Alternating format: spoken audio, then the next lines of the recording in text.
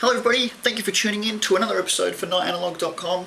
Today I am looking at the Sony NEX-F3. Now this is the new interchangeable lens camera from Sony, and it's one of the cameras that when I got the press release from Sony, the announcement of the camera, I said I need to try it, and I'm warning you that I might also ask for the invoice. This camera excites me beyond all proportions already. Before I actually got my hands on it, I was pumped to try it. The main reason is because of what I do. I film these reviews and it's quite difficult. Right now I'm talking to a camera and I can't see how I look, if I'm even in frame. If this camera is in frame, I can't tell. With this new camera, I can tell because I can flip this lens up and boom, I've got visual, which is just awesome. I really love that. Now it doesn't just serve that purpose for video bloggers, but also, say for example, I'm taking a self-portrait, holding the camera up. In this mode, I can get some great shots and actually see what I'm doing while I'm taking the photo, because there's nothing worse than trying to capture that moment and you're not even in there. So it sort of takes what you used to do with compact cameras and puts it into a larger, more advanced camera. Now, great for video, great for taking photos, but also if you sort of tilt it just halfway, when I'm taking those shots where the camera's down low, I can actually see what I'm doing. I'm not sort of guessing and just going, oh, I hope it's in the frame. So for me, that was one real benefit, and I think that this, the tiltable LCD is a huge benefit for this size camera. In that ILC market, it's the first one that I've actually seen with it. Correct me if I'm wrong. Now obviously that's not the only amazing thing about this camera, and obviously this whole thing isn't just completely amazing, but to give you some idea, the flash, really awesome pop-up flash. I just love the way that works. You push the button and bang, it shoots up. In the press release they didn't show a statistic on how long it takes to pop up that flash, but I find it to be quite quick. Obviously the camera I'm using ships with the 18 to 55mm lens. Really quite a good lens. Still does some great shots when you're doing macro, but it does have quite a decent zoom length as well when you do need it. I did enjoy using the lens, and obviously there'll be more available that you can buy. You can buy it with a twin lens kit as well, which comes with a 55 to 210mm lens, which is obviously bigger, but this has been a great lens to use. Now one of the things I noticed, and it's obviously is a step up from your compact camera, however I was looking around and I'm so used to, when I'm in between an SLR to a compact, used to holding it up to your eye. There's no viewfinder, there is no electronic viewfinder or anything at all, so you really are only relying just on the screen at the back, which still makes you feel like using a compact camera, which will be really welcoming for some who are used to it, but when you're sort of going from perhaps an SLR for photography to this one because it's lighter, you sort of still you still want to go there. And I have seen in, say, the Nikon 1 that does have the viewfinder built in. But that's one of the things, but also switching for camera modes, there's no dial. Recently I reviewed the HX20V, and to change modes you could just flick through the dial.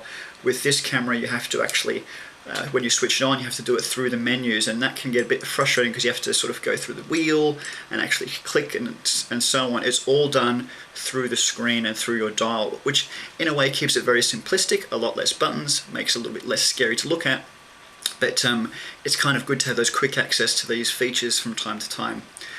Also the movie button, it's actually indented into the camera, so to press it you really have to get in there and sort of go click. And when you're actually filming it in portrait mode or in, look at me mode, you actually really have to reach around and hope that you're going to get yourself in the picture. Or actually push the button properly, I should say. That's really some of the features and things like that. Oh, let's go over some of the detail. 16.1 megapixel. I didn't mention that before, I apologize.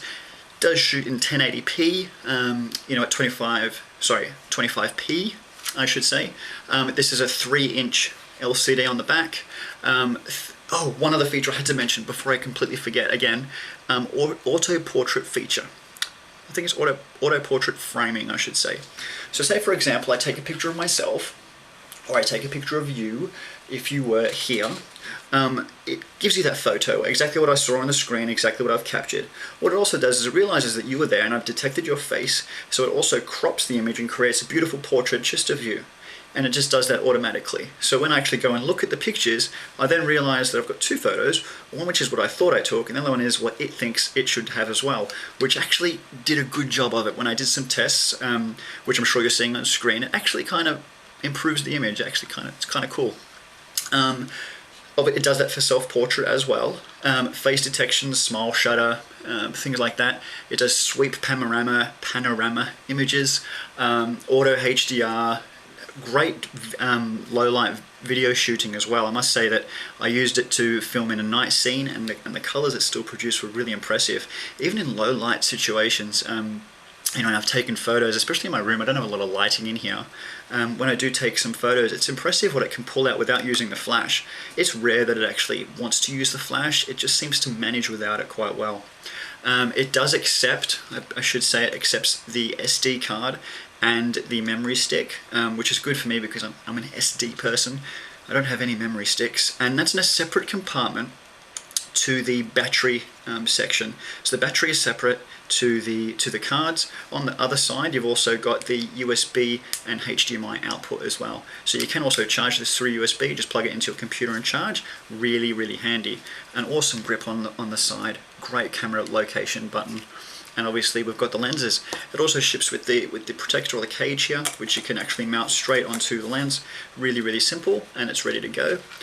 For lens cap, the strap. The strap's the most important thing because you don't want to drop it, and I actually need it to carry around.